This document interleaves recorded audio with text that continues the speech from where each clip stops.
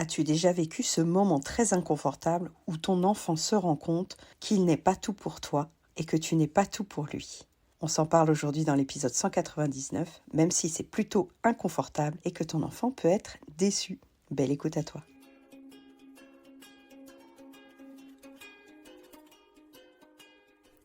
Bonjour, bienvenue sur Les Petits Plus Zen, le podcast pour faciliter et savourer sa vie en famille.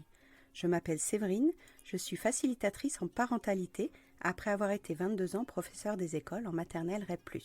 Chaque semaine, je te propose ici des pistes et des thèmes approfondis sur la petite enfance, l'éducation et la communication pour que tu retrouves le plaisir des relations familiales sereines et épanouies.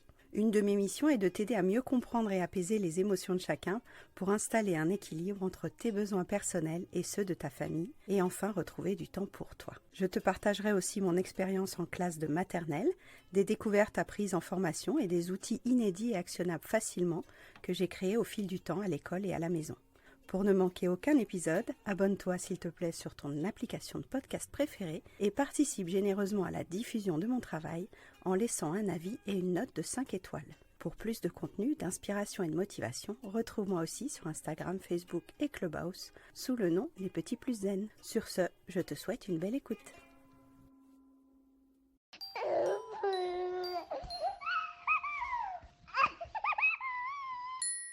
L'épisode que tu t'apprêtes à écouter est un peu différent des autres. Il est extrait d'un replay de Clubhouse, un réseau social où nous nous réunissions en 2022 pour discuter de sujets d'éducation. Cette room est menée par Rémi Kinoko et tu entendras aussi un fidèle auditeur, papa d'une petite fille d'1 an. À l'époque, mes filles avaient donc 5 et 14 ans. Le son est un peu différent et de moins bonne qualité. Je te souhaite une belle écoute. Donc je pense que toi, peut-être, avec ta grande fille, il y a plus de phrases que tu as dû entendre avec les années passées. Alors, elle installait des triangles, effectivement. Pour se faire remarquer, elle installait des triangles quand j'étais occupée par une autre casquette que celle de maman.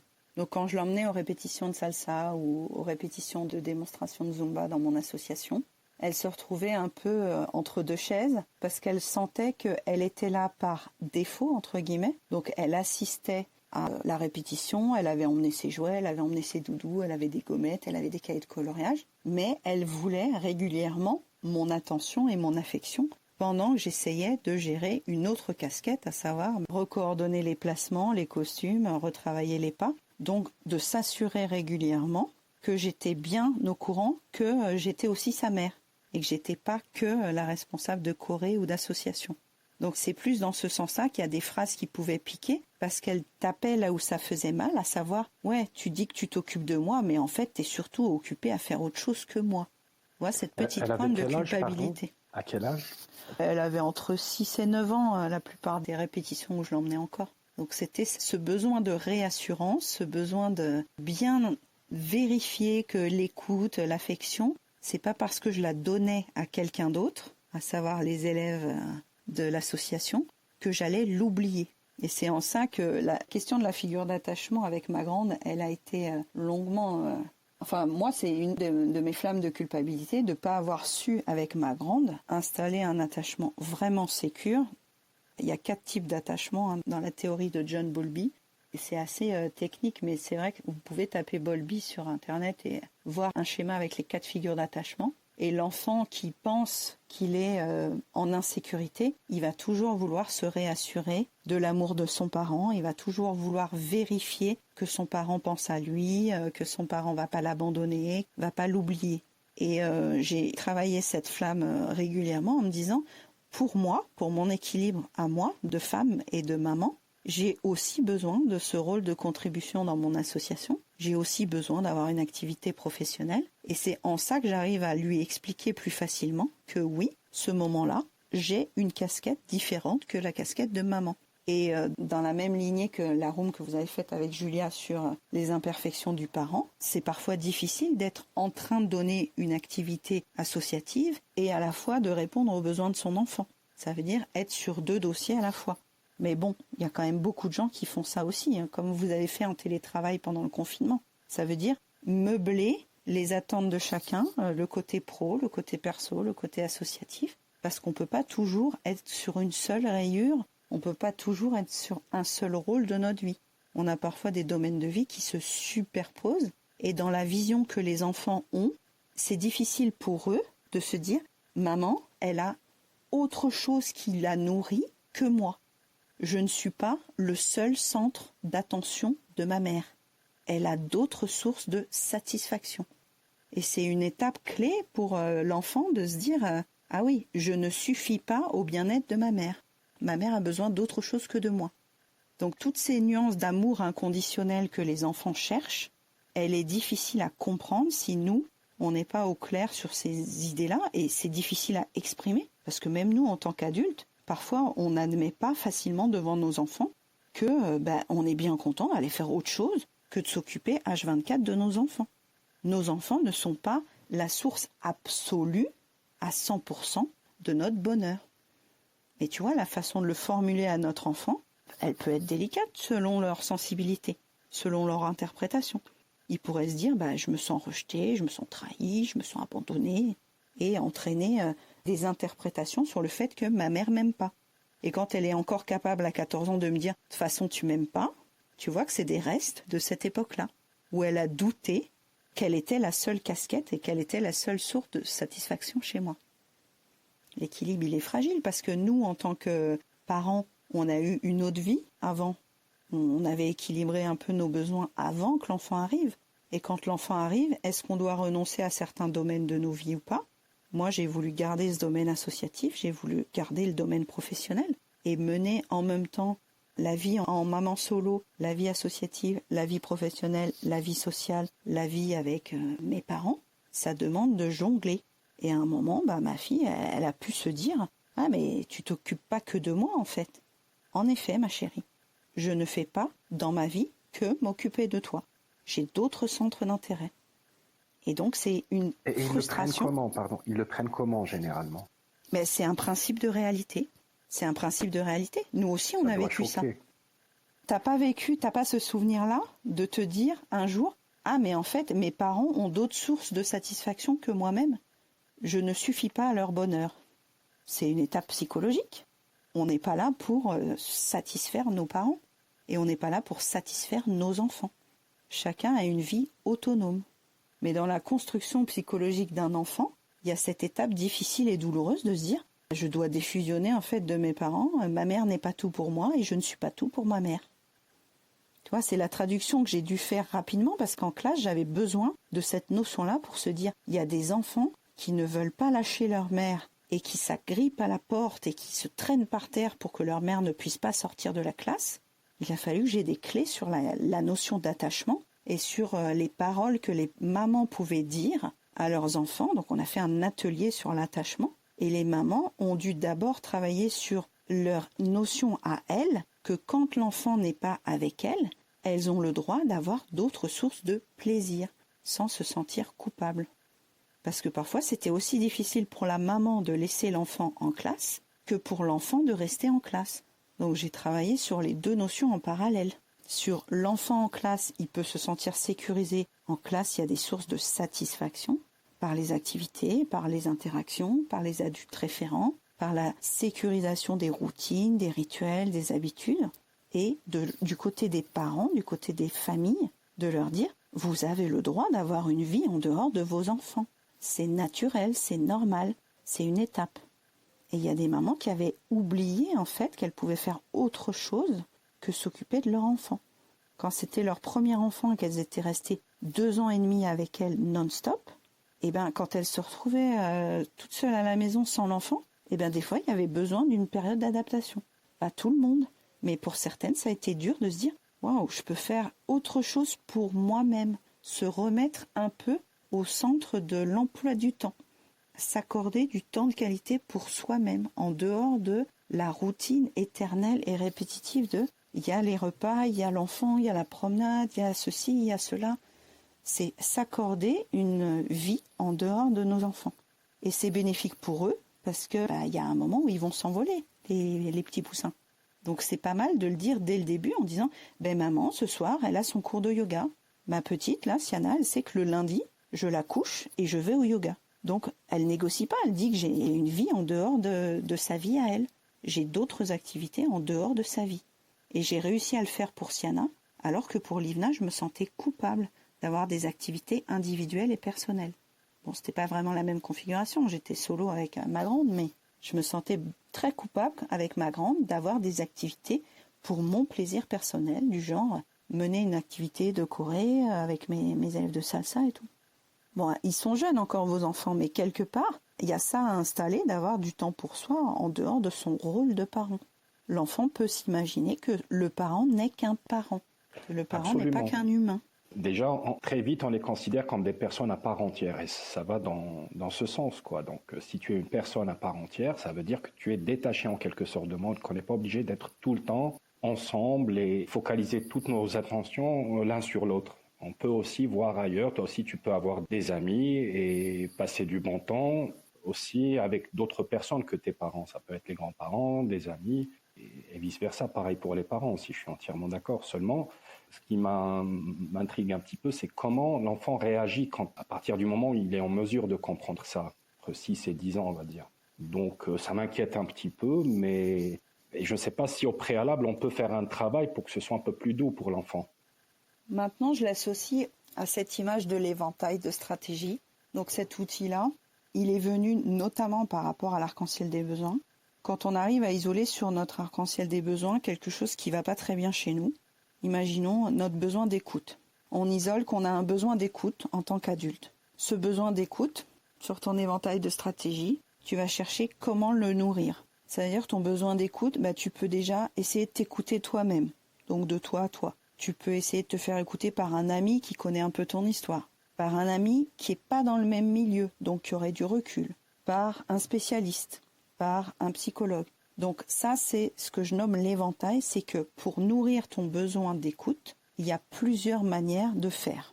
Et avec l'enfant, tu peux installer ça très tôt sur des choses pragmatiques, en disant « Ah là, j'entends que tu as faim, il y a plusieurs manières de nourrir ton besoin d'alimentation. » Et c'est facile pour eux, parce que quelque part, quand tu choisis un dessert, ils ont le choix entre le parfum du yaourt, ils ont le choix entre le fruit dans la corbeille, ils ont le choix entre les céréales au chocolat ou les céréales avec les fruits. Tu vois, un éventail de stratégies, tu peux le mettre en place dès qu'ils sont tout petits. Au parc, il y a plusieurs jeux, tu peux lui dire par lequel tu veux commencer. C'est mettre du choix et de la diversité dans la satisfaction au quotidien. Qu'est-ce qui te fait du bien? Qu'est-ce qui te fait plaisir? Par quoi tu veux commencer? Comment tu arrives à être plus heureux? Et cette notion du bonheur, de se sentir bien, elle s'installe tout petit. Quand il se sent bien, il ne se pose pas la question au fait pourquoi je me sens bien. Et en grandissant, tu vas leur expliquer de se sentir bien, ça peut être parce que tu as mis cette action-là en place, ou parce que quelqu'un t'a aidé, ou parce que tu as été plus loin, tu as fait un effort. Donc il y a plusieurs moyens, il y a plusieurs outils, il y a plusieurs stratégies pour aller mieux. Et quand ils ont compris ça pour eux, il s'agit de leur faire ressentir, parce qu'ils ne peuvent pas trop se détacher et venir sur toi, ton arc-en-ciel à toi. Mais quand ils le ressentent pour eux, je pensais à vous parce qu'on parlait souvent des problèmes du sommeil. Et hier, Siana, elle me dit « Oh là là, je suis trop fatiguée, j'ai envie de dormir. » Et je me dis, quelle chance j'ai que Siana ait envie de dormir et se dise « Je suis fatiguée, j'ai envie d'être dans mon lit, bien au chaud, dans ma couette. » Parce qu'en fait, elle y a vu son intérêt à elle. Et quand on parle de problématiques de sommeil, on en vient très souvent que l'enfant, il n'associe pas le sommeil à un plaisir. Il n'associe pas le sommeil à une satisfaction, à un bien-être, à un bonheur, à un outil qui lui fait du bien. Souvent, il associe le sommeil à d'autres choses, à des contraintes, à du désagréable et tout ça. Et cette notion de « quand je me mets dans mon lit, j'ai la couette avec les petits renards, je me sens bien, je me sens au chaud, quand je vais dormir, ça va me faire du bien », c'est la rendre autonome sur des décisions qu'elle prendra plus tard. Pour écouter son corps, pour conscientiser ses ressentis, ses goûts, ses émotions et tout ça. Ça, il y a un épisode entier là-dessus, c'est l'épisode 20 qui s'appelle « Conscientiser le corps ». Et quand on les rend capables de faire ça, nos enfants, on se dit que plus tard, ils seront plus à même d'être émotionnellement responsables de leurs besoins. Ça veut dire de ne pas reporter la faute sur quelqu'un d'autre en disant « Non mais c'est de ta faute si je suis triste, c'est de ta faute si je suis en colère, c'est à cause de maman que je ne suis pas heureuse, c'est à cause de papa que j'arrive à rien dans la vie, j'ai raté mon permis, c'est à cause de ma meilleure amie, de ne pas reporter sur quelqu'un d'autre ses propres émotions et ses propres frustrations. Ça veut dire que très tôt, on peut apprendre à nos enfants qu'il y a différents moyens pour nous satisfaire individuellement et de ne pas toujours compter sur quelqu'un d'extérieur à nous pour répondre à nos valeurs et nos besoins. Et ça me paraît fondamental, de créer une autonomie émotionnelle et une responsabilité de soi à soi, au lieu de toujours compter sur le parent, la société et tout ça. Mais nous, on va les guider, en fait, dans leurs choix. On va leur dire, là, tu te sens fatigué, est-ce que tu préfères faire une sieste avec ton coussin sur le tapis du salon, te mettre dans le canapé, aller dans la petite tente dans ta chambre, ou venir dans le jardin ou dans la véranda? De lui montrer qu'il y a différents moyens, différents outils, différentes stratégies sur son éventail pour chacun de ses besoins, de chacune de ses rayures d'arc-en-ciel. Et là, on lui redonne le pouvoir, en quelque sorte. Et il a moins de chances de nous reprocher plus tard d'être la source de ses insatisfactions. Ce fameux passage où on reproche aux autres de ne pas aller bien. Ce côté je suis victime de mon patron, de ma mère, de ma sœur, de mon voisin. Je refuse de voir que je pourrais faire d'autres choix pour nourrir mes propres besoins et mes propres valeurs. Est-ce que ça répond à ta question? Oui, très bien. Responsabilité et autonomie, n'est-ce pas? N'est-ce pas? En effet, La sentir rayure verte. responsable et autonome le plus possible, le plus tôt possible aussi surtout. Oui, et puis toi aussi, ça t'allège dans ton émotion. Ça veut dire que tu n'es pas le seul non plus à pouvoir fournir des solutions. Parce qu'on se prend en expert pour nos enfants en disant « je sais ce qui est bon pour toi, je sais ce qui est bon pour toi ». Mais ils sont parfois étonnants parce qu'ils ont des propositions qui sont créatives, parce qu'ils n'ont pas les mêmes filtres que nous d'expérience. Donc parfois, si tu arrives à isoler à ton enfant, là, tu as envie d'aller te promener, qu'est-ce qui te ferait plaisir comme promenade? Si toi, tu es ouvert à la discussion, hein, parce que s'il te dit tu vas à 20 km en voiture, parce qu'il se rappelle de ce parc-là où il y a une super toile d'araignée, toi, ça t'arrange peut-être pas. Donc de lui laisser un choix cohérent et possible pour toi, mais on peut être surpris par les idées de nos enfants, parce que eux, dans leur manière de se connecter à leurs besoins, ils n'ont pas la même rapidité et ils n'ont pas le même cheminement dans leurs besoins à eux que nous, on pense par rapport à leurs besoins. Donc quand ils ont acquis une certaine autonomie en langage, on peut aussi les faire participer à des choix par rapport à ce qu'ils ont envie, ce qu'ils ont besoin, si c'est possible. Et ça les rend co-responsables en fait du bonheur familial. Ça peut être super intéressant de dire, dimanche, on décide tous ensemble de ce qu'on va manger. Chacun prépare une partie du repas. Toi, tu penses à quoi? On n'en a plus des tomates. On va aller en acheter au marché. Ça lance un projet où tout le monde essaye de faire sa part, de coopérer, de contribuer. Ça nourrit plein de besoins d'un coup. C'est vraiment un temps de qualité familiale. Et chacun se sentant responsable d'une partie de la satisfaction de la famille, d'une partie du bonheur de la famille, se dit j'existe en fait, je prends ma place, je suis actif, je peux mettre une partie de co-création dans la vie de la famille. Et c'est super enrichissant. Mais pour ça, on sort de la posture de domination et de je sais tout. C'est-à-dire que c'est plus le parent qui sait absolument tout, il peut lâcher une partie de certaines décisions en se disant si jamais ça déborde, si jamais c'est trop, je resserrerai, je refermerai. On reste quand même cohérent, nous, dans ce qu'on veut installer. Mais on peut ouvrir le débat à certains de nos enfants, à certains de leurs besoins dans la limite du raisonnable. On reste les référents, mais si on veut qu'ils soient autonomes un jour, il faut quand même leur laisser une certaine marge d'autonomie. Il y a une auteure précurseur dans la parentalité qui s'appelle Catherine Dumontel-Crémer, que vous pouvez retrouver aussi sur les réseaux sociaux. Elle avait lancé tout un cycle d'ateliers qui s'appelle la parentalité créative.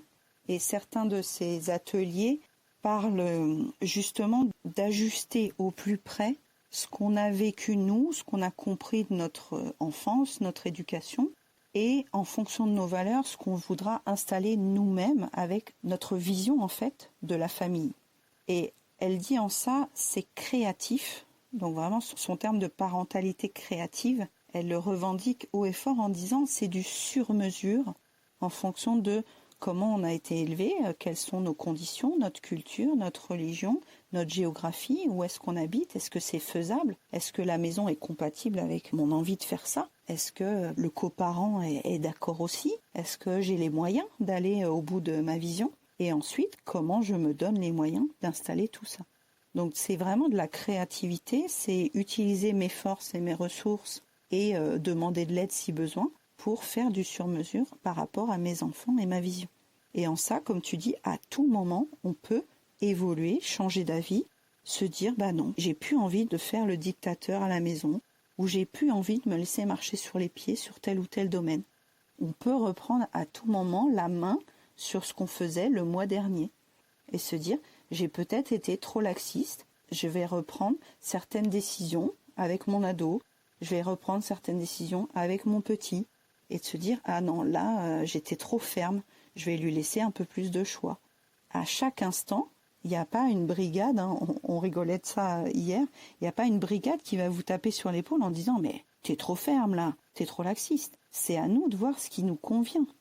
On peut se demander si on est à l'aise avec l'action qu'on a posée le mois dernier, et si on est à l'aise, on continue.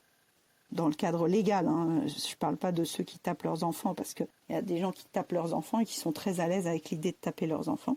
Mais dans le cadre légal, vous pouvez à tout moment vous dire « je referme parce que là j'ai besoin d'un peu plus de cadre » ou « j'ouvre parce que là j'ai besoin d'un peu plus d'autonomie ».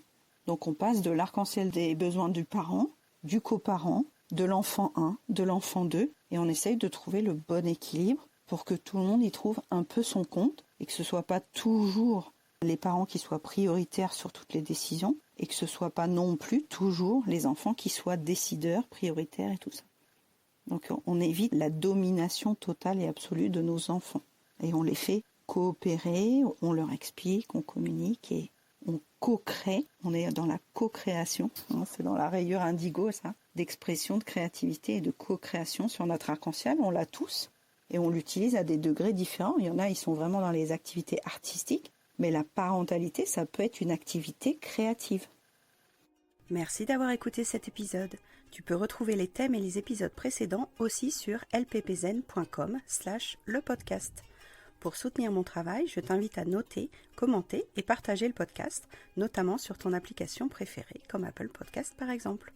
Ton soutien est important pour moi, pour permettre à d'autres parents de retrouver la sérénité en famille. On se retrouve pour un prochain épisode très bientôt, et en attendant, prends bien soin de ta cheminée des émotions et de ton arc-en-ciel des besoins. À très vite.